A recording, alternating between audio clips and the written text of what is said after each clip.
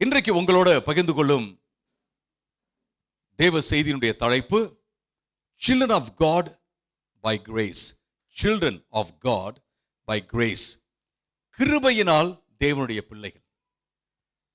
கிருபையினால் தேவனுடைய பிள்ளைகள். யோவான் 1வது அதிகாரம் 6வது வசனத்திலிருந்து 13வது வசனம் வரை நான் உங்களுக்கு விளக்கி சொல்லிவிட்டு அதன் பின்பு ஒரு 5 முக்கியமான கருத்துக்களை நம்ம வாழ்க்கையில பிராக்டிஸ் பண்றதுக்காக நான் வைக்க இருக்கிறேன். முதலாவதாக அந்த வசனங்களை நான் விளக்கி சொல்ல போறேன். அதன் பின்பு 5 முக்கியமான கருத்துக்களை நாம பார்க்க போறோம். Children of God by grace.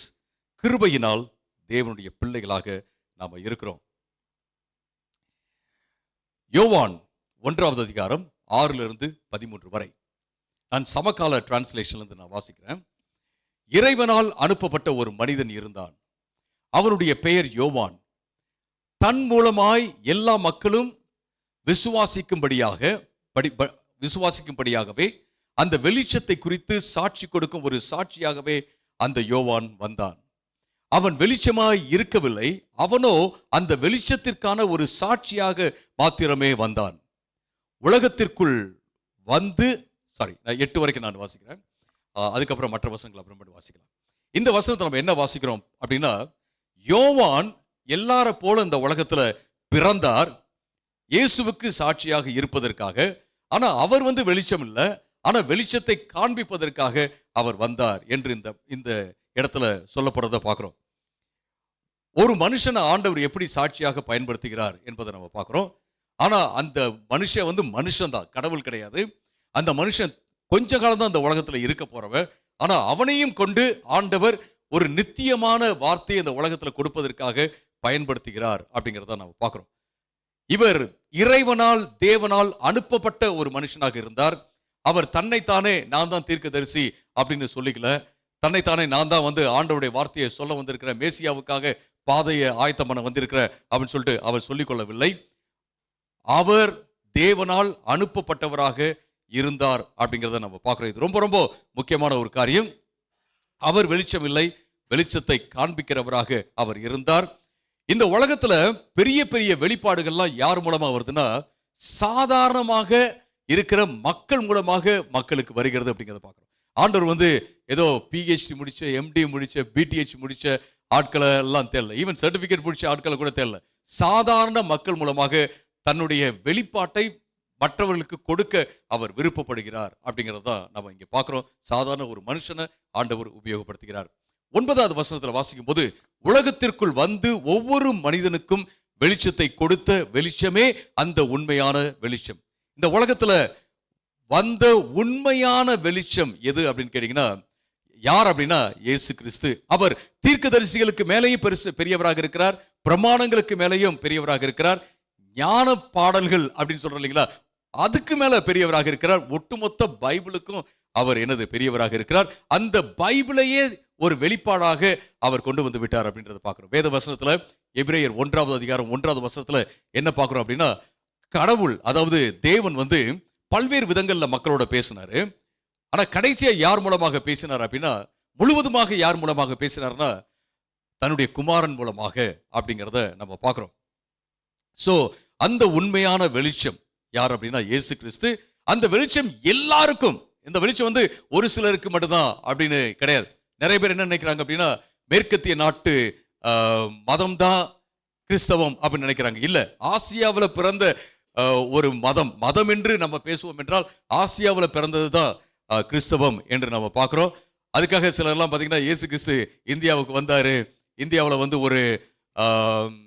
ஒரு புத்த மடத்துக்கு போனாரு, அங்க போயிட்டு புத்த கொள்கைகள்லாம் கோட்பாடுகள்லாம் அவர் கற்றுக்கொண்டார் அப்படிங்கிறது 100% ராங்கு. அது ஏற்கனவே அது தவறு என்று சொல்லப்பட்டு விட்டது.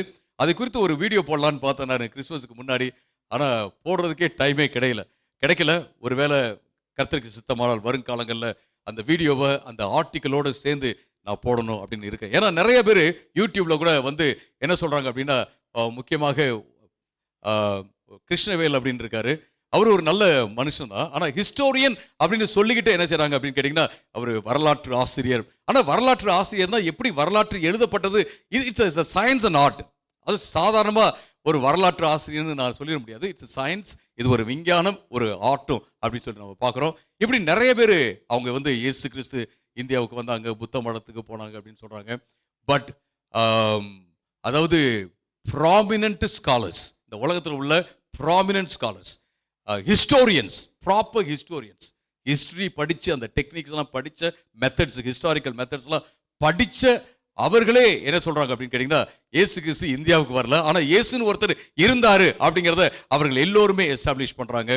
அதை நான் சொல்லிக்கொள்ள விருப்பப்படுகிறேன். இந்த அதாவது கடவுள் மனுஷனாக வந்து எல்லோருக்கும் வெளிச்சத்தை கொடுத்தார். எல்லோருக்கும் வெளிச்சம், எல்லோருக்கும், இந்த உலகத்தில் உள்ள எல்லோருக்கும் வெளிச்சத்தை கொடுத்தார். அந்த வெளிச்சம் என்னவாக இருக்கிறது என்றால் மக்களை மாற்றும் வெளிச்சமாக இருக்கிறது அப்படிங்கிறத நம்ம பார்க்கிறோம்.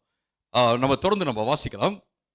10:11 நம்ம என்ன பார்க்கிறோம் அப்படின்னா, 10:11 அந்த வார்த்தையானவர் உலகத்தில் இருந்தார், உலகம் அவர் மூலமாய் படைக்கப்பட்டிருந்தும் உலகமோ அவரை இன்னார் என்று அறிந்து கொள்ளவில்லை. அவர் தமக்குரிய இடத்திற்கே வந்தார், ஆனால் அவருடைய சொந்த மக்களோ அவரை ஏற்றுக்கொள்ளவில்லை. உலகத்தெல்லாம் ஆண்டவர் படைச்சிட்டு தன்னுடைய உலகத்துக்கே அவர் வராரு அப்படின்னா என்ன அர்த்தம்? உலகம் அப்படிங்கிறது இந்த இடத்துல மக்கள், தன்னுடைய மக்கள்கிட்டே வராரு. முக்கியமா யாரோட அவர் வந்து உடன்படிக்கை செய்தாரோ, யாரை வந்து தேர்ந்தெடுத்தாரோ, எதுக்கு அவர்கள் மூலமாக இந்த உலகத்தையே தொடுவதற்காக தேர்ந்தெடுத்தாரோ அவர்கள்ட்ட வந்தாரு. ஆனா அவர்கள் என்ன செய்யல அப்படின்னா, ரெகக்னைஸும் பண்ணல, அக்செப்டும் பண்ணல. அவர்கள் அவரை அங்கீகரிக்கவும் இல்லை, அவரை ஏற்றுக்கொள்ளவும் இல்லை அப்படிங்கிறத நம்ம பார்க்கிறோம். ரொம்ப கஷ்டமா இருக்கு இல்லைங்களா? நீங்க ஒரு இடத்துக்கு போறீங்க, நீங்க நல்லா பழகி நல்லா உட்கார்ந்து சாப்பிட்டு நீங்க தான் ஒரு இப்படி வச்சுக்கோங்க, ஒரு நல்ல ஃப்ரெண்டு, நல்லா பழகிட்டு நீங்க திடீர்னு போறீங்க, போகும்போது உங்களை யாருன்னே தெரியல அப்படின்னு சொல்றாங்க, உங்களை ஏற்றுக்கொள்ளவும் இல்லை அப்படின்னா எப்படி இருக்கும் யோசித்து பாருங்க. இயேசு கிறிஸ்து இந்த உலகத்துல வந்தார், சிலர் அவரை ஏற்றுக்கொண்டார்கள், சிலர் அவரை ஏற்றுக்கொள்ளவில்லை. ஏன் அப்படின்னா அவங்களுடைய எதிர்பார்ப்பு வேறதாக இருந்தது.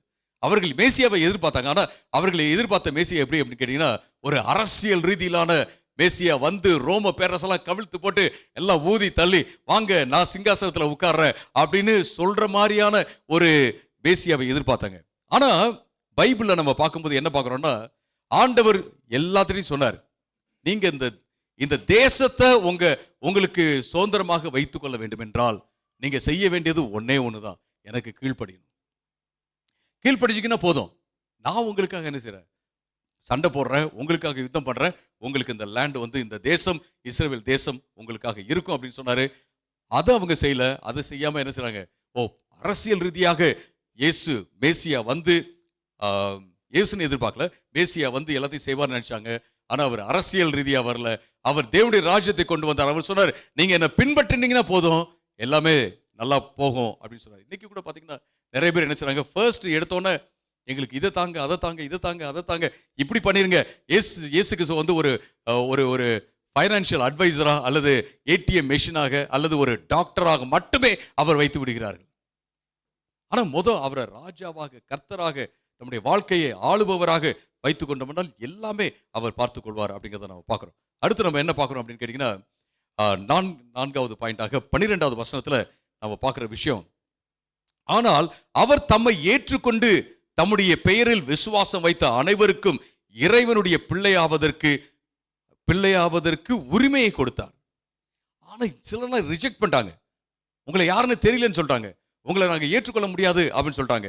ஆனா யாரெல்லாம் ஏற்றுக்கொண்டார்களோ, எப்படி ஏற்றுக்கொண்டார்கள், விசுவாசித்து ஏற்றுக்கொண்டார்கள், ட்ரஸ்ட் பண்ணாங்களோ. இந்த வார்த்தைக்கு வந்து என்ன அர்த்தம் கேட்டா, ட்ரஸ்ட் பண்றது, நம்புறது, முழுசா நம்மளை தூக்கி அவருடைய கையில கொடுக்கிறது. அப்படி கொடுத்து யாரெல்லாம் நம்பினாங்களோ அவர்கள் எல்லோருமே தேவனுடைய பிள்ளைகள் ஆகும்படி உரிமை கொடுத்தார் அப்படிங்கிறத பார்க்கிறோம். ஹல்லேலூயா, பிரைஸ் தி லார்ட். அப்ப எல்லோருமே ஆண்டவருடைய பிள்ளைகளாக இருக்கிறோம் அவருடைய கிருபையினால அப்படிங்கிறத நம்ம பார்க்கிறோம்.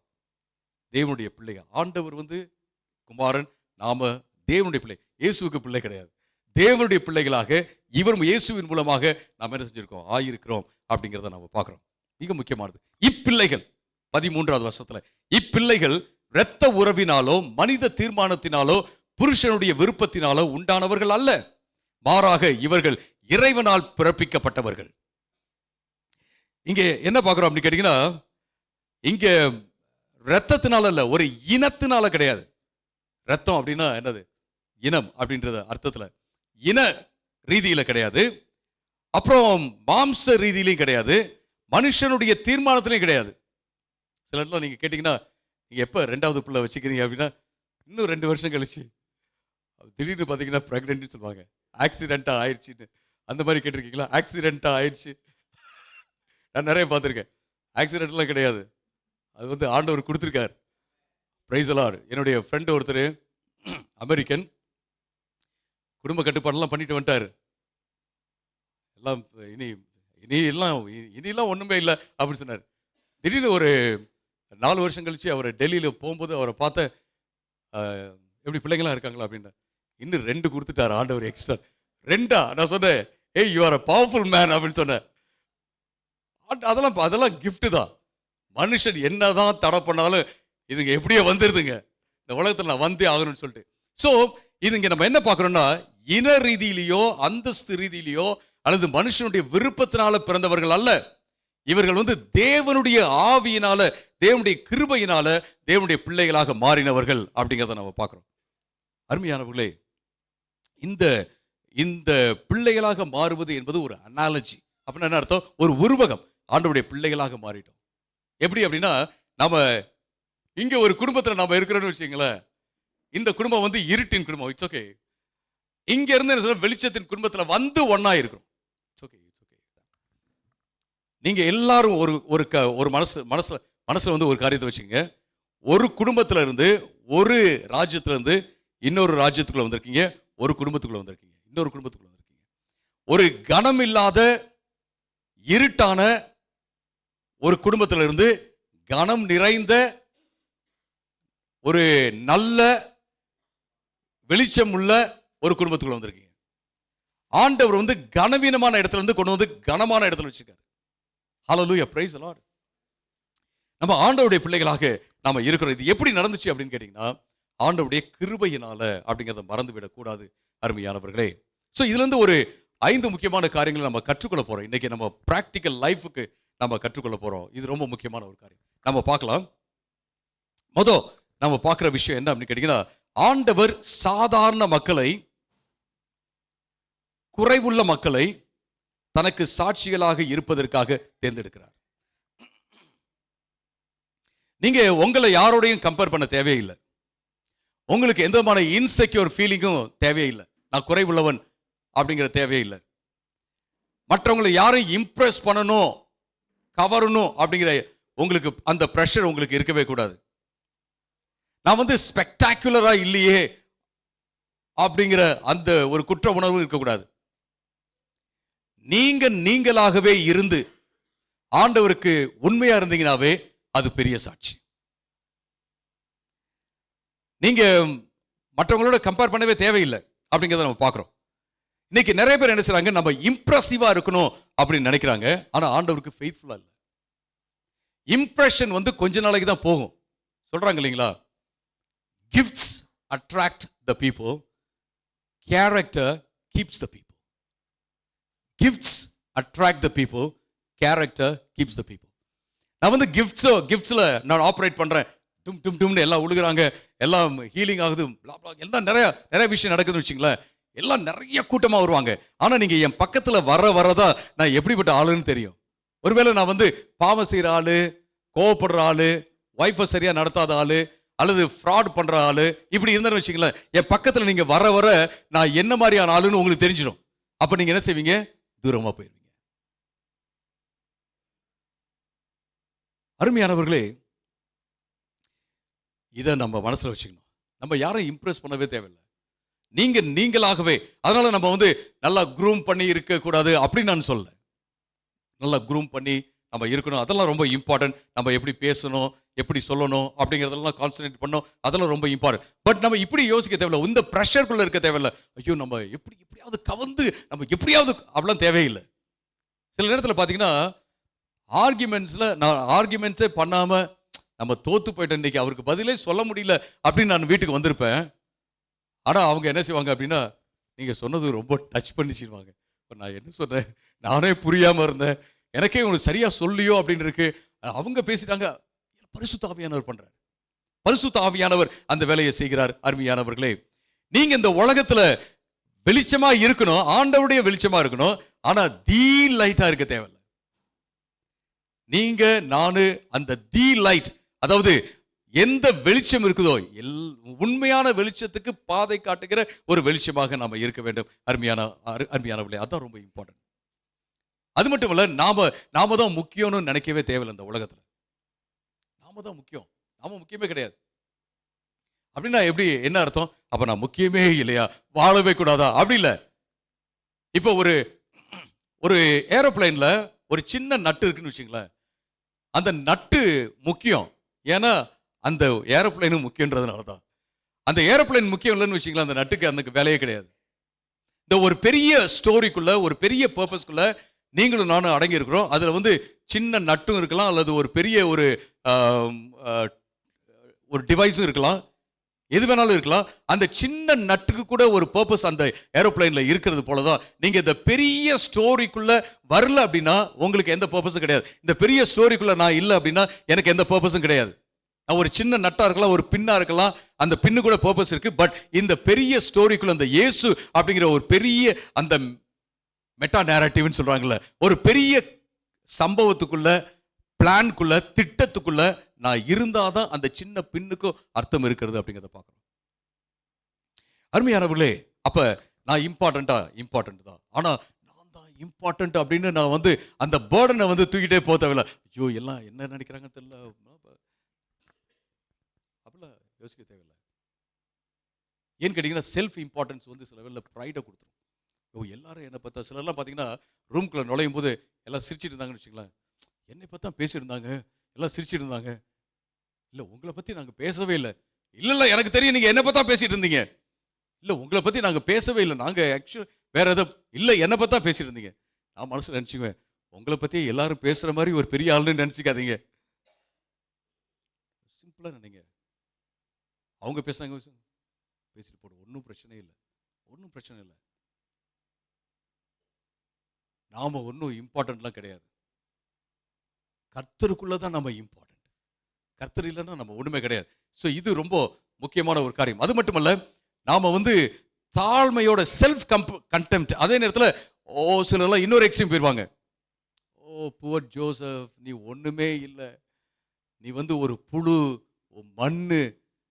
அந்த காலத்தில் ஒரு கதை சொல்லுவாங்க இல்லைங்களா, ஒரு அம்மா ஜெபம் பண்ணாங்களா, ஆண்டவரே நான் மண்ணு, நான் தொடப்போம், நான் புழுதி ஆண்டவரே அப்படின்னு ஜெபம் பண்ணாங்களா.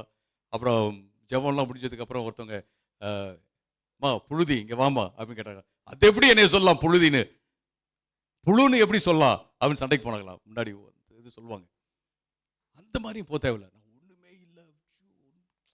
இல்லை புழுதி, நான் ஒரு டஸ்ட்டு அப்படிலாம் சொல்லவே தேவையில்லை. அப்படியும் சொல்ல தேவையில்லை. இந்த ரெண்டு எக்ஸ்ட்ரீமுக்கு போயிடக்கூடாது. நான் இம்பார்ட்டன்ட் இல்லை, ஆனால் நான் இம்பார்ட்டன்ட். யாருக்குள்ள இம்பார்ட்டன்ட் அப்படின்னா, ஆண்டவருக்குள்ள நான் இம்பார்ட்டன்ட். நான் முக்கியமான ஆளாக இருக்கிற, விசேஷமான ஆளாக இருக்கிற அப்படிங்கிறத நாம சொல்ல வேண்டும். அது ரொம்ப இம்பார்ட்டன்ட் அருமையானவர்களே. அது மட்டுமல்ல, ஆண்டவருக்கு நம்ம சாதாரணமான ஆட்களாக இருந்தாலும் அவருக்கு சாட்சியா இருக்கும்போது நாம என்ன செய்யணும் அப்படின்னா, உண்மையாகவே ஆண்டவர் எந்த இடத்துல நம்ம வைத்திருக்கிறாரோ அந்த இடத்துல நம்ம உண்மையாக சாட்சியாக இருக்க வேண்டும். எங்க வச்சாலும் சரி, ஆஃபீஸில், வேலை ஸ்தலத்தில், எங்கே வச்சாலும் சரி, நம்ம சாட்சியாக இருப்பது ரொம்ப ரொம்ப முக்கியமான ஒரு காரியம். நமக்கு விசிபிலிட்டி தேவையில்லை, ஒபீடியன்ஸ் தான் தேவை. விசிபிலிட்டி. என் முகம் உங்களுக்கு விசிபிளா இருக்கு, என் ஹார்ட் உங்களுக்கு விசிபிளா இல்லை. ஆனால் என் ஹார்ட்டை எடுத்துட்டீங்கன்னு வச்சுங்களேன், இந்த ஹோல் உடம்பு இருக்காது. All the invisible parts are very important. அதே போல தான் ஒவ்வொரு சர்ச்லையும் பார்த்தீங்கன்னா இந்த இன்விசிபிள் ஆட்கள் ரொம்ப இம்பார்ட்டன்ட்.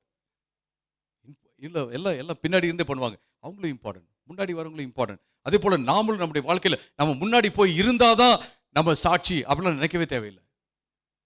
யாருக்கு தெரியும், உங்களை ஆண்டவர் ஒரு கிட்னியா இருக்கிறதுக்கு அழைச்சிருக்காரு, ஒரு ஹார்ட்டா இருக்கிறதுக்கு அழைச்சிருக்காரு, லங்ஸா இருக்கிறதுக்கு அழைச்சிருக்காரு. மேபி நீங்க ஃபேஸா இல்லாம இருக்கலாம், அல்லது நீங்க கை காலா இல்லாம இருக்கலாம், இந்த உடம்பை தூக்கிட்டு போற ஒரு விஷயமா இல்லாம இருக்கலாம். ஆனா இந்த உடம்பு ஃபங்க்ஷன் ஆகிறதுக்கு நீங்க தான் இன்டர்னல் ஆர்கன்ஸ், அந்த வைட்டல் ஆர்கன்ஸா நீங்க இருக்கீங்க. அந்த மாதிரி ஆண்டவர் அழைச்சிருக்கலாம். ஏன் நம்ம சொல்லவே தேவையில்லை. இந்த முகத்துக்கு மட்டும் லோஷன்லாம் போடுறாங்க டெய்லி, அப்படிலாம் யோசிக்க தேவையில்லை. விசிபிளா இருக்கு, எல்லாம் பார்த்து ரொம்ப அழகா இருக்கீங்கன்னு சொல்றாங்க. ஆனா என்ன பார்த்து நம்ம யோசிக்க தேவையில்லை. அருமையானவர்களே, பார்த்தீங்கன்னா இந்த இடத்துல இந்த இந்த யோவான் ஸ்நானகன் அப்படிதான் இருந்தார், இந்த மனுஷன் அப்படிதான் இருந்தாரு அப்படிங்கிறத பார்க்குறோம். ரொம்ப ரொம்ப முக்கியமானது. நீங்களும் நானும் பல வேளைகளில் எப்படி இருக்கிறோம் அப்படின்னு கேட்டிங்கன்னா, ஒரு ரோட் சைன் போல தான் இருக்கிறோம். ரோட் சைன், நம்ம டெஸ்டினேஷன் கிடையாது, ரோட் சைன் தான். திருப்பதிக்கு போகணும் அப்படின்னா நம்ம திருப்பதி கிடையாது, ஆனால் திருப்பதிக்கு போகிற வழியை காட்டுற ஒரு சின்ன சைன் போஸ்ட், அவ்வளவுதான். அப்படி நம்ம இருக்கலாமா அப்படின்னா டெஃபினெட்லி இருக்கலாம். நான் டெஸ்டினேஷனா இல்லையே, நான் திருப்பதியா இல்லையே, நான் அந்த இடமா இல்லையே, போய் சேர இடமா இல்லையே, அப்ப நம்ம சண்டை போட தேவையில்லை. ஆண்டவர் அப்படியாக அழைத்திருக்கார். ஒரு சைன் போஸ்டா இருப்பதற்காக ஆண்டவர் அழைத்திருக்கிறார். அருமையானவர்களே, அந்த சைன் போஸ்ட் எப்படி இருக்கும்? சிலவெல்லாம் பார்த்தீங்கன்னா கிராமத்துக்குள்ள போகும்போது எல்லாம் துருப்பிடிச்சி பார்த்துருக்கீங்களா? அந்த மாதிரி ஒரு மாதிரி இருக்கும். இப்போ எல்லாம் சரி பண்ணி வச்சுருக்காங்க. ஆனால் கரெக்டாக இந்த இந்த மங்கலம் பாண்ட மங்கலம் போகிற இடம், பாண்ட மங்கலம், அது வந்து ரொம்ப துருப்பிடிச்சு எல்லாம் சாதாரண ஒரு இதில் தான் போட்டு, எல்லாம் ஃபேன்சியாக எல்லாம் போட்டு நம்ம மாதிரி இந்த ஜோடனை எல்லாம் போட்டு அப்படிலாம் இருக்காது sign post. But it's okay. அது வந்து என்ன செய்யுது? அந்த இடத்தை காண்பிக்கிறது. Praise the lord. கிளியராக காமிக்கிறது தான் இம்பார்ட்டன்ட். ஃபேன்சிஃபுல்லாக இருக்கா, அது ரொம்ப அழகாக அப்படியே டெக்கரேட்லாம் பண்ணி இருக்கா சைன் போடு, அது இம்பார்ட்டன்ட் இல்லை. கிளியரா வழியை காமிக்குதா, ஆரோ மார்க்லாம் சரியா இருக்கா, அல்லது இங்க போறதுக்கு பதிலா இங்கே காமிக்குதா, அதுதான் ரொம்ப இம்பார்ட்டன்ட். நீங்களும் நானும் ஆண்டவருக்கு சாட்சியா இருந்து நம்ம சரியான பாதையை மற்றவங்களுக்கு காமிச்சா போதும், சரியா வாழ்ந்தோம்னா போதும், ஆண்டவருக்கு உண்மையா இருந்தா போதும். சாதாரண மனிதர்களை ஆண்டவர் என்ன செய்யறாருன்னா அசாதாரணமான காரியத்தை செய்வதற்கு அவர் பயன்படுத்துகிறார் அப்படிங்கிறத பார்க்கிறோம். ரெண்டாவது விஷயம் நம்ம இதுல இருந்து கற்றுக்கொள்வது என்ன அப்படின்னா, Jesus illuminates every human life, demanding a response. ஆண்டவர் ஒவ்வொருத்தவங்களுடைய வாழ்க்கையை வெளிச்சப்படுத்துகிறார், பிரகாசிப்பிக்கப்படுகிறார். ஆனா ஆண்டவர் வந்து வெளிச்சத்தை கொண்டு வரும்போது நாம அதுக்கு ரெஸ்பான்ஸ் கொடுக்க, அதுக்கு வந்து பதில் கொடுக்க அவர் எதிர்பார்க்கிறார். நீங்க ஒரு பொருளை தேடிட்டு இருக்கீங்க, ஒரு சாவி தொலைச்சிட்டீங்க, இங்கதான் கீழே வந்துருச்சு, நீங்க தேடிட்டு இருக்கீங்க. நான் என்ன செய்யறேன்? டார்ச் லைட்டை எடுத்துட்டு வரேன். டார்ச் லைட்டை எடுத்துட்டு வந்தோன்னு நீங்க என்ன பண்ணணும்னு நான் எதிர்பார்ப்பேன்? சொல்லுங்க பார்க்கலாம். இங்கே போடுங்க, இங்கே போடுங்க, இங்கே பார்க்கலாம் அப்படின்னு நீங்க என்னோட சேர்ந்து தேட தான் நான் என்ன செய்வேன்? எதிர்பார்ப்பேன். இந்த டார்ச் லைட்டை கொண்டு வந்தோன்னே, என்ன டார்ச் லைட்டை கொண்டு வந்துட்டீங்க அப்படின்னு சொல்லிட்டு நீங்க போய் உட்காந்துட்டீங்கன்னு வச்சிங்களேன், பர்பஸே சால்வ் ஆகாது. அந்த அந்த ப்ராப்ளத்தை நான் வந்து சால்வ் பண்ணவே முடியாது, அந்த பர்பஸை வந்து அச்சீவ் பண்ண முடியாது. ஆண்டவர் வந்து வெளிச்சத்தை நம்முடைய வாழ்க்கையில கொண்டு வருகிறார். வெளிச்சம் எவ்வளவு இம்பார்ட்டன்ட் அப்படிங்கிறத எந்த தேசங்கள்லாம் இருட்டா இருக்கு 6 மாசம் அங்க போய் கேட்டு பாருங்க. வெளிச்சம் எவ்வளவு இம்பார்ட்டன்ட். இது ரொம்ப ரொம்ப முக்கியமான ஒரு காரியம். அருமையானவர்களே, நம்முடைய வாழ்க்கையில ஆண்டவர் வெளிச்சத்தை கொண்டு வரும்போது நாம அவரோட சேர்ந்து என்ன செய்யணும்? நாம எங்கெல்லாம் அழுக்கு இருக்குன்னு காமிக்கிறாரோ அங்கெல்லாம் வந்து நம்ம பார்க்கிறோம். ஆமா, இங்க அழுக்கு இருக்கு, நமக்கே தெரியாது அழுக்கு இருக்குன்னு சொல்லிட்டு, ஆண்டவர் நீங்க சொல்லுங்க, நீங்க சொல்லுங்க, நீங்க காட்டுங்க காட்டுங்க அப்படின்னு சொல்லி பார்ப்பது ரொம்ப ரொம்ப முக்கியமான ஒரு காரியம். இன்னைக்கு நிறைய பேர் எதுல மாட்டிட்டு இருக்காங்க அப்படின்னா, மாரல் செல்ஃப் இம்ப்ரூவ்மெண்ட். நான் என்னவே எப்படி நான் இம்ப்ரூவ் பண்ணிக்கலாம் அப்படிங்கிறதுல தான் இருக்காங்க. நீங்களும் நானும் நம்மளை இம்ப்ரூவ் பண்ணிக்கணும். ஆனா யாருடைய கிருபையினால் அப்படின்னா தேவனுடைய கிருபையினால. ஒரு சிலர்லாம் ரிலீஜியஸ் சிஸ்டத்துல வந்து மாட்டிக்கிட்டாங்க. ரிலீஜியஸ் சிஸ்டம் அதாவது எக்ஸ்டர்னல். மதம்னா என்னன்னா எக்ஸ்டர்னல்ஸ், வெளிப்பிரகாரமான காரியம், அதுல மாட்டிக்கிட்டு வெளில வரவே முடியாம அவர்கள் இருக்கிறாங்க. ஆண்டவர் வந்து வெளிச்சத்தை வீசுறாரு. வீசி இந்த பாரம்பரியம்லாம் தேவையில்லை தேவையில்லை தேவையில்லைன்னு சொல்றாரு. ஆனா பாரம்பரியத்தை விட்டு வெளியே வர முடியல. பாரம்பரியத்தை விட்டு வெளில வர முடியல. சிலர்லாம் பாத்தீங்கன்னா பிலாசபிஸ், சம் பிலாசபில, சம் லாஜிக்ல, இப்படி இருந்தா அப்படிதானே, அப்படி இருந்தா இப்படித்தானே, இப்படி இருந்தா அப்படிதானே அப்படிங்கிற லாஜிக்ல இருக்காங்க. அந்த லாஜிக்லயே பூந்துட்டாங்க. அதுல வந்து வெளில வரவே முடியல அவங்களால. சிலர்லாம் பாத்தீங்கன்னா இமோஷனல் எக்ஸ்பீரியன்சஸ், நான் வந்து இப்படி பண்ணும்போது எப்படி தெரியுமா வந்துச்சு, இப்படிதான் வந்துச்சு, ஆண்டவர் வந்து இப்படிதான் பேசுறார், அப்படியே தான். இல்ல நம்ம மாற வேண்டும். வசனத்தை படிக்க படிக்க படிக்க என்ன செய்யணும்? மாற வேண்டும், மாறிக்கொண்டே இருக்க வேண்டும். ஆண்டவர் இன்னைக்கு எல்லா குழப்பத்தையும் உடைக்க அவர் விரும்புறார். எப்படி உடைக்க விரும்புறாருன்னா, அவருடைய வெளிச்சத்தை கொண்டு வந்து, அவருடைய வேத வசனத்தின் வெளிச்சத்தை கொண்டு வந்து நாம நம்முடைய வெளிச்சத்தை நம்முடைய பாரம்பரியம், அப்புறம் இமோஷனல் கட்டுகள், உணர்வு ரீதியிலான கட்டுகள் எல்லாத்தையும் உடைக்க விரும்புகிறார். பிலசாபிக்கல் பாண்டேஜஸ், நமக்கு இருக்கிற அந்த தத்துவ ரீதியிலான சில சில கட்டுகள் அப்படி நம்ம சொல்லலாம். தத்துவத்தை வந்து நான் விரும்புறேன். I like philosophy. பட் எல்லா பிலாசபி அந்த லாஜிக் வந்து, அந்த லாஜிக்கலி சில ஃபேலசிஸ், அந்த லாஜிக்கலி சில வந்து சில தவறுகள் இருப்பதற்கு வாய்ப்பு இருக்கு. ஆனா அந்த தவறுகள் இருந்தாலும் அதுலயே மாட்டிட்டு இருப்போம். அப்படி இருக்கக்கூடாது. அதான் ரொம்ப இம்பார்ட்டண்டான விஷயம். இன்னைக்கு நீங்க உங்களை புரிஞ்சுக்க முடியாது, உங்களுடைய பாவத்தை நீங்க புரிஞ்சுக்க முடியாது. ஆனா கிறிஸ்துவனுடைய வெளிச்சத்தை வைத்து நம்ம என்ன செய்ய முடியும்னா, நான் இது என்னுடைய தப்பு அப்படிங்கிறத புரிஞ்சுக்க முடியும். நேத்து நம்ம இந்த ப்ரேயர்ல இருக்கும்போது பேசிட்டு இருந்தோம். ஒருத்தர் வந்து நான் தப்பு பண்ணிட்டேன், ஏன்னா இது பாவம் தான் நான் செய்யறது, ஆண்டவர் தான் உதவி செய்யணும்னு சொல்ற வரைக்கும் ஓகே தான். ஆனா சிலர்லாம் பார்த்தீங்கன்னா வசனம் வந்து டைரக்டா பேசினாலும் அவர்கள் வந்து தப்புன்றதை உணரவே மாட்டாங்க, தன்னை சேஞ்ச் பண்ணிக்கவே மாட்டாங்க. அவர்கள் தான் ரொம்ப ரொம்ப அபாயகரமான இடத்துல இருக்காங்க. அப்படி யாராவது இன்னைக்கு இருப்பீங்க அப்படின்னா, ஆண்டவருடைய வசனம் பேசுது, தப்புன்னு எனக்கு தெரியுது, ஆனாலும் நான் என்னை சேஞ்ச் பண்ணிக்கிறதே இல்லை, நான் அப்படியே தான் இருக்கிறேன் அப்படின்னு சொன்னீங்கன்னா, பரிசுத்த ஆவியானவர் உங்களோட பேசிட்டு இருக்காரு. நீங்க உங்களை ஆண்டவர்கிட்ட கொடுங்க, ஆண்டவர் சேஞ்ச் பண்ணுவாரு. இன்னைக்கே நம்ம சேஞ்ச் ஆயிடுவோம். நம்ம நாளைக்காக வெயிட் பண்ண தேவையில்லை. நாளைக்கு வருமானம் நமக்கு தெரியல, இன்னைக்கு சேஞ்ச் பண்ணி இப்பயே சேஞ்ச் பண்ணிடுவோம். சொல்லிடுவோம், ஆண்டவரே என்னை சேஞ்ச் பண்ண, இது எனக்கு வேண்டாம் ஆண்டவரே. இது ரொம்ப ரொம்ப முக்கியமான ஒரு காரியம். நம்முடைய தீர்மானங்களை ஆண்டவர்கிட்ட கொண்டு வருவோம். ஆண்டவர் சொல்லுவோம், ஆண்டவரே உங்களுடைய வசனத்தினுடைய வெளிச்சத்தினால நீங்க எனக்கு உதவி செய்யுங்க. சிலர்லாம் பார்த்தீங்கன்னா டாக்டர்கிட்ட போகவே மாட்டாங்க. ஏன் டாக்டர்கிட்ட போக மாட்டேன்றீங்கன்னா, அங்கே போனால் சுகர்னு சொல்லிடுவாரு. சொன்னா என்ன, அப்புறமேட்டு மாத்திரை எடுக்கணும், இதுக்கு பயந்துக்கிட்டே இருப்பாங்க, டாக்டர்கிட்ட போகவே மாட்டாங்க, சுகர்னு சொல்லிடுவாரு. சில உங்களுக்கு பார்த்தா சுகர் மாதிரி தெரியுது, இந்த சில சிம்டம்ஸ்லாம் இருக்கு, நீங்க டாக்டர்கிட்ட நான் வேணா கூட்டு போட்டுமா, இல்லை வேண்டாம். அதுக்கு அவங்க சொல்ற எக்ஸ்கியூஸ் என்னன்னா, விசுவாசத்தில் ஆண்டவர் வந்து நல்லா முத்தி போயிடும், கிட்னி ப்ராப்ளம் வந்துடும், இல்லை பிரச்சனை வந்துடும். அதுக்கப்புறம் டாக்டர் பொண்ணு, என்ன இது இப்போ வரீங்க, என்ன இது இப்போ வரீங்க, முன்னாடியே வந்திருக்கலாம்ல அப்படின்னு சொல்லி டாக்டர் திட்டுவாரு. ஒரு எக்ஸ்ரே எடுக்கிற அந்த இடத்துக்கு நான் போயிருந்த போது எழுதி போட்டிருந்தாங்க, ஒரே படம் உங்கள் வாழ்க்கையை மாற்றும், ஒரே படம் உங்க வாழ்க்கையை மாற்றும், ஒரு எக்ஸ்ரே வாழ்க்கையை மாற்றும். அப்படின்னா என்ன அர்த்தம், சரியான நேரத்தில் போயிட்டு எக்ஸ்ரே எடுத்துட்டோம்னா இங்க ப்ராப்ளம் இருக்குன்னு சொன்னோம்னா என்னது, நம்ம ட்ரீட்மெண்ட் எடுத்துக்கிறோம், வாழ்க்கையை மாறிடுது. ஆனா போக மாட்டேன், ஏன்னா அவங்க வந்து பயமுறுத்திடுவாங்க. இன்னைக்கு வந்து ஆண்டவர் முன்னாடி வந்து தைரியமா நிக்கணும். ஆண்டவர் வந்து நம்மளை பயமுறுத்துகிறவர் இல்லை. நான் கொஞ்சம் எக்ஸ்ரே எடுக்கிறேன்ப்பா, கொஞ்சம் நான் ஸ்கேன் பண்றேன், ஸ்கேன் பண்ணி என்ன செய்ற, என்ன பிரச்சனை நான் சொல்றேன், சொல்லி நான் உனக்கு வைத்தியம் பார்க்கறேன் அப்படின்னு ஆண்டவர் சொல்றாரு. ஆனா ஆண்டவர் வந்து இந்த மாதிரி பிரச்சனை இருக்கு அப்படின்னு டாக்டர் மாதிரி உட்காந்து சொல்லும் போது நமக்கு வந்து கம்ஃபர்டபுளா இருக்காது, நமக்கு வந்து வசதியா இருக்காது. என்ன இது, இங்க இருக்கு குறை, இங்க வியாதி இருக்குன்னு சொல்றாரு அப்படின்னு இருக்கும். ஆனால் ஆண்டவர் யாரையும் கண்டம் பண்றவர் கிடையாது, ஆண்டவர் யாரையும் தூக்கி எறிகிறவர் அல்ல, ஆண்டவர் யாரையும் தள்ளி விடுகிறவர் அல்ல. அவர்கிட்ட வரவங்களை எல்லோரையும் ஆண்டவர் சுகப்படுத்துகிறவராக இருக்கிறார். ஹல்லேலூயா, பிரைஸ் தி லார்ட். அவர் யார்ட்டையும் போயிட்டு சொல்ல மாட்டார், நீங்க போனதுக்கு அப்புறம் நான் போறேன்னு வச்சுங்களேன், ஆண்டவர்கிட்ட கிளினிக்னு வச்சுக்கோங்க, நீங்க போனதுக்கு அப்புறம் நான் போன முன்னாடி வந்தார்ல, அவருக்கு என்ன வியாதி தெரியுமா அப்படிலாம் என்கிட்டலாம் சொல்ல மாட்டார். அவர் வச்சுக்குவார், அவர் உங்களுக்கு என்ன செய்வார், அவர் ட்ரீட்மெண்ட் கொடுப்பார். அருமையானவர்களே, இதை நம்ம புரிந்து கொள்வது மிக மிக முக்கியமான ஒரு காரியம். மூன்றாவதாக என்ன பார்க்கிறோம் அப்படின்னா, Christ is not just a subject to study but the Lord to trust. இயேசு கிறிஸ்து வந்து நம்ம படிப்பதற்கான ஒரு ஆள் மட்டும் கிடையாது, புரிந்து கொள்வதற்கான ஒரு ஆள் மட்டும் கிடையாது, அறிந்து கொள்வதற்கான ஒரு ஆள் மட்டும் கிடையாது, ஆராய்ச்சி பண்ணுவதற்கான ஒரு சப்ஜெக்ட் கிடையாது. இன்னைக்கு வந்து கிறிஸ்துவை குறித்த புத்தகங்கள் பார்த்தீங்கன்னா உலகத்துல ஆயிரக்கணக்கான புத்தகங்கள் இருக்கு.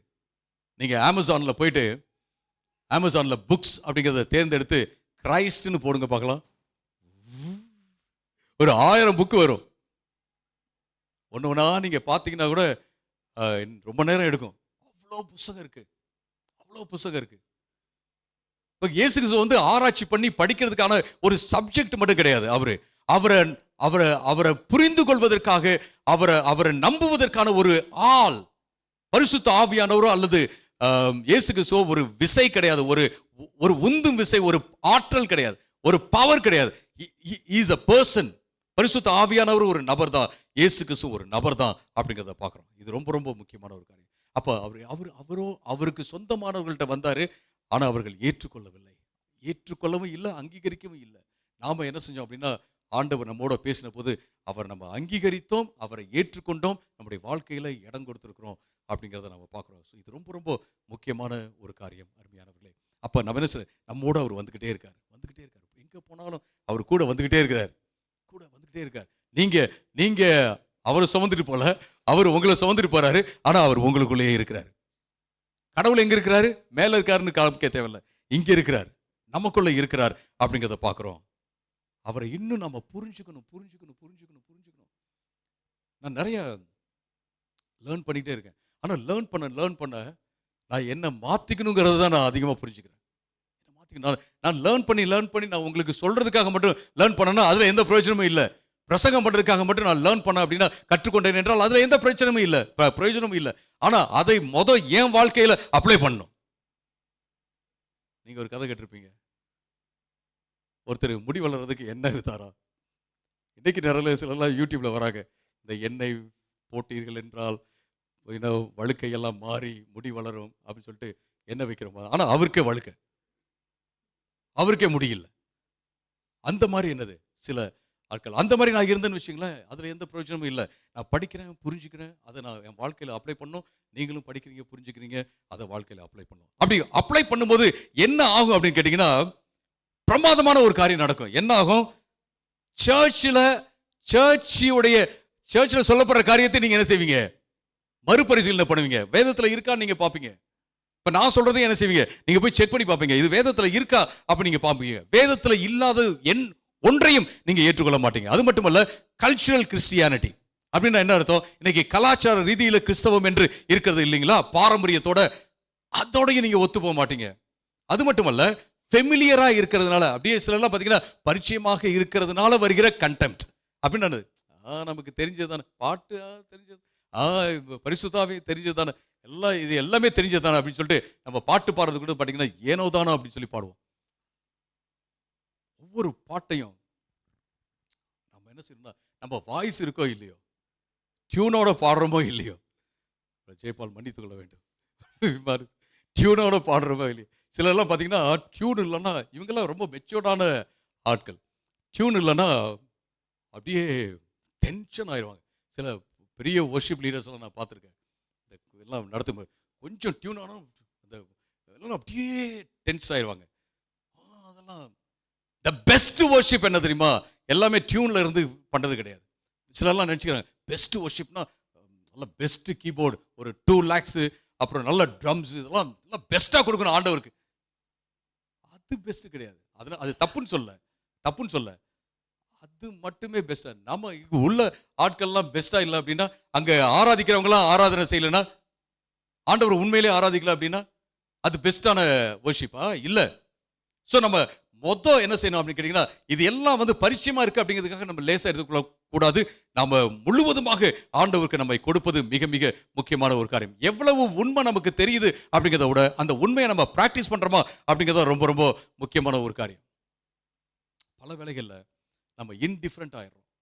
ஆண்டவருடைய காரியத்தை எதையுமே நம்ம அலட்சியமாக எடுத்துக்கொள்ள வேண்டாம் என்று தான் நான் சொல்றேன். நான்காவதாக என்ன பார்க்கிறோம் அப்படின்னா, faith receives Christ and with him a new name, child of God. எல்லாருக்கும் ஒரே பேர் இருக்கு இங்க இந்த இடத்துல, தேவ பிள்ளை. மிஸ்டர் தேவ பிள்ளை, மிஸ் தேவ பிள்ளை. ஹல்லேலூயா, பிரைஸ் தி லார்ட். ஒவ்வொருத்தங்களுக்கும் இங்க உங்களுக்கு ஆண்டவர் புது பேரை கொடுத்துருக்கார். ஜோசப் ராஜ் அப்படிங்கிறது அம்மா அப்பா வச்சது. ஜோசப் செல்வராஜ், செல்வத்தை எடுத்துட்டாங்க. செல்வம்லாம் தேவையில்லை நினைக்கிறேன். செல்வம் வேண்டாம், ராஜ் மட்டும் இருந்தா போதும். Okay, right. ஆனா ஆண்டவர் புது பேரை கொடுத்திருக்காரு, தேவ பிள்ளை அப்படிங்கிற பேரு. என்ன எப்படின்னு கேட்டீங்கன்னா, அவருடைய பிள்ளையா இருப்பதற்கு அதிகாரத்தை கொடுத்திருக்காரு. ஹல்லேலூயா. நம்மள யாருமே நீ தேவ பிள்ளை இல்லைன்னு சொல்லவே முடியாது. அப்படி சொன்னாங்கன்னா நீங்க சொல்லுங்க, இயேசு நாமத்துல போன் மனசுல சொல்லி கேட்க, ஆண்டவர் எனக்கு உரிமையை கொடுத்திருக்காரு, உங்களுக்கு எனக்கு உரிமையை கொடுத்திருக்காரு. இது ரொம்ப ரொம்ப இம்பார்ட்டன்டான ஒரு விஷயம். ஒரு ஆப்பிரிக்காவிலிருந்து அமெரிக்காவுக்கு கொண்டு வரப்பட்ட ஒரு அடிமை, அவனுக்கு விடுதலை கொடுத்துட்டாங்க. விடுதலை கொடுக்கும்போது அவனுக்கு இந்த விடுதலை சீட்டு கொடுத்தாங்க. விடுதலை கொடுத்து யார் வாங்கினாரோ அவர் என்ன சொல்லியிருக்காரு அப்படின்னா, நீ என்னுடைய மகனாக இருந்து என்ன செய்ய, எல்லாத்தையும் நீ அனுபவி அப்படின்னு சொல்லி கொடுத்துருக்காரு. அப்புறம் அவரு சொல்லிட்டாரு, இந்த அவனை மகனாக ஏத்துக்கிறப்பா, நீ வா அப்படின்னு சொல்லிட்டாரு. ஆனா இவன் என்ன செய்யறான், இவ்வளவு காலமா அடிமையாவே இருந்துட்டான்ல, அவனுக்கு இன்னொரு லைஃபை யோசித்து பார்க்கவே அவனுக்கு முடியல. அங்கே மறுபடியும் என்ன செய்யறான், போயிட்டு அங்கங்கே பிச்சை எடுத்து அங்கங்கே வேலை செஞ்சு அவன் சாப்பிட்றான். ஒரு நாள் பார்த்து அவர் சொன்னார், நான் என்ன எழுதியிருக்கிறேன்னு உனக்கு புரியுதா? நீ என்னுடைய மகனா இருப்பதற்கான உரிமையை கொடுத்திருக்க. மகனா மட்டும் இருப்பதில்லை, என்னுடைய சொத்து, என்னுடைய எல்லாத்தையும் நீ அனுபவிப்பதற்காக நான் உரிமையை கொடுத்திருக்கிறேன். ஆனால் அப்போயும் அவனால் நம்ப முடியல. எப்படி கொண்டு வந்து, அருமையானவர்களே, ஆண்டவர் உரிமையை கொடுத்திருக்கார் ஆண்டவருடைய பிள்ளையாய் இருப்பதற்காக. இது ஒரு பெரிய பாக்கியமாக நம்ம இந்த உலகத்தில் நம்ம பார்க்க வேண்டும். இது ரொம்ப ரொம்ப முக்கியமான ஒரு காரியம். அப்ப ஆண்டவருடைய பிள்ளையா நம்ம இருக்கும்போது நம்ம திடீர்னு நம்ம ஏதாவது பாவம் செஞ்சோம்னா தபார்னு ஆண்டவருடைய பிள்ளையா இல்லாம போயிருவோமா? அப்படிலாம் இல்லை. சில கேட்பாங்க, நீ பொய் சொல்லும் போது ஆண்டவர் வந்துட்டாருன்னா நீ போயிருவியா? ஓ, அதுக்காகவே என்னது? இல்லை இல்லை, நம்ம எது பொய் சொல்லுங்க நான் சொல்லல, மிஸ் அண்டர்ஸ்டாண்ட் பண்ணிடாதீங்க. பொய் சொல்லுங்க நான் சொல்லல. நம்ம என்ன நினைக்கிறோம்னா, ஆண்டவருடைய பிள்ளையா வந்துட்டோம், இப்போ எங்கேயாவது ஒரு பொய் சொல்றோம், திடீர்னு இயேசு கிறிஸ்து மேலேருந்து வராரு, அப்போ நம்ம பொய் சொல்லிட்டு இருக்கும்போது வந்துட்டாருன்னா நம்ம பரலோகத்துக்கு போக மாட்டோம் அப்படின்னு நினச்சிக்கிறாங்க. பொய் சொல்லலான்னு சொல்ல, இது ஒரு பொசிஷன், நம்ம ஒரு ஸ்டேட்டஸ் ஆண்டோடைய. இப்போ நான் எங்கள் அப்பாவுக்கு பையன், நான் ஏதோ பொய் சொல்கிறேன் அப்படின்றதுனால எங்கள் அப்பா சொல்ல மாட்டார், நீ என் மகனே இல்லை போ அப்படின்னு சொல்ல மாட்டார். ஆனால் என்னைக்கு நான் அவர்கிட்ட நான் உங்களுக்கு மகன் இல்லை, நீங்கள் எனக்கு அப்பா இல்லை அப்படின்னு சொல்லிட்டு உறவை முறித்து கொண்டு போகிறேனோ, அன்னைக்கு என்ன செய்ய போகிறேன்? அவருடைய மகனாக நான் இருக்க போகிறதில்ல. அருமையானவர்களே, உங்கள் பொசிஷனை யாரும் எடுக்க முடியாது. நீங்கள் ஒவ்வொரு நாளும் என்ன செய்யணும், அதை என்ஜாய் பண்ண வேண்டும். எங்கே எப்படின்னு கேட்டிங்கன்னா, நீங்கள் you must have a sense of belonging. ஆண்டவருக்கு சொந்தமாக இருக்கிற அந்த ஒரு உணர்வு எப்போதுமே இருக்க வேண்டும் என்பதை நாம் பார்க்குறோம். ஐந்தாவதாக, கடைசியாக என்ன பார்க்குறோம் அப்படின்னா, spiritual life begins with God, not with us. ஆண்டவர் தான் இந்த உலகத்துக்கு ஆண்டவர் தான் இந்த அருமையான ஒரு வாழ்க்கையை நமக்கு கொடுத்திருக்கிறார் அப்படிங்கிறத பார்க்குறோம். இது முற்றிலுமாக கிருபையினால வந்த ஒரு காரியம், மனுஷனுடைய விருப்பத்தினால வந்தது இல்லை அப்படின்னு வேத வசனத்தில் வாசிக்கிறோம். எனவே ஆண்டவர் தான் கொடுத்திருக்கிறார். அப்படிங்கிறதுனால நீங்களும் நானும் என்ன செய்ய தேவையில்லை, ஒரு ஷேம் ட்ரிவன் ஸ்பிரிச்சுவாலிட்டியில் இருக்க தேவையில்லை. ஷேம் ட்ரிவன் அப்படின்னா எப்படி அர்த்தம்? நெக்ஸ்ட் ஸ்லைட் கூட போயிடலாம். திஸ் அட்ரஸ் ஷேம் ட்ரிவன் எப்படி அர்த்தம்? எல்லாம் ஜெபம் பண்ண சொல்கிறாங்க, நம்ம ஜெபம் பண்ணலன்னா, சரியாக பண்ணலன்னா, சரியான தமிழ் இல்லைன்னா நம்மளை தப்பாக நினைப்பாங்களா? இந்த ஷேம் இருக்கு இல்லைங்களா, ஷேம் ட்ரிவன் ஆட்டிடியூட், அது தேவையில்லை. என்னுடைய அப்பா கிட்ட அல்லது என்னுடைய சகோதரி கிட்ட, அம்மா கிட்ட பேசுறது போது நான் சொல்லுவேன், ரிஹர்ஸ் பண்ணிட்டு வருவேன்னா, எழுதிலாம் வச்சுட்டு நல்லா மனப்பாடம்லாம் பண்ணிக்கிட்டு வருவேன்னா? இல்லை, சாதாரணமாக தான் பேச போகிறேன். பப்ளிக்கில் பேசினாலும் என்னது, சாதாரணமாக தான் நான் பேச போகிறேன். உங்களை யார் குறை சொன்னாலும் நீங்க ஷேமா அல்லது அவமான உணர்வு உங்களுக்கு தேவையே இல்லை. பிரதர், முட்டிக்கால் போட்டு ஜெபம் பண்ணுங்க பிரதர். முட்டிக்கால் போட வேண்டாம்னு சொல்ல, சில சொல்ல முட்டிக்கால் போட்டு என்ன கிறிஸ்டியன் அப்படின்னு சொன்னாலும், நீங்க உங்களால முட்டிக்கால் போட முடியலன்னா உட்காந்து ஜெபம் பண்ணலாம். நீங்க ஷேமா நீங்க ஃபீல் பண்ண தேவையில்லை. இது கண்ட்ரோல் ஓரியன்டட் ஃபெய்த் இல்லை. யாரோ ஒருத்தவங்களை உங்க கண்ட்ரோல் பண்றாங்க பப்பட் மாதிரி. நான் உங்களை கண்ட்ரோல் பண்ணல. கண்ட்ரோல் பண்றது யார் அப்படின்னா, கல்ட் பீப்புள் மட்டும் தான் கண்ட்ரோல் பண்ணுவாங்க. கல்ட்டோடைய ஒரு முக்கியமான அம்சம் என்ன அப்படின்னா, கண்ட்ரோலிங். அப்படியே போலீஸ் மாதிரி அப்படியே இல்ல இல்ல, அப்படி நீங்க யாருக்கும் பயப்பட தேவையில்லை. அது மட்டுமல்ல, உங்களுடைய முயலாமை அல்ல இயலாமை குறித்து நீங்க வெட்கப்படவே தேவையில்லை. என்னால முடியல அப்படின்னா நான் என்ன செய்ய போறேன்? ஆண்டவர்கிட்ட ஆண்டவர் எனக்கு உதவி செய்யுங்க நான் கேட்க போறேன். ஆண்டவர் உதவி செய்வார். இதுதான் உண்மையான ஒரு உண்மையான கிறிஸ்தவ வாழ்க்கை. ஆண்டவர் தான் எல்லாம் ஆரம்பிச்சார் அப்படின்னா, he is the author and the finisher, perfecter of our faith. அவர் தான் நம்முடைய விசுவாசத்தை துவக்கி வைக்கிறவரும் முடிக்கிறவரும் அவர்தான். எல்லாமே அவர்தான். இதை நம்ம மனசுல வைத்துக் கொள்ள வேண்டும். அருமையானவர்களே, இட்ஸ் a fantastic life. இது ஒரு அருமையான ஒரு வாழ்க்கை.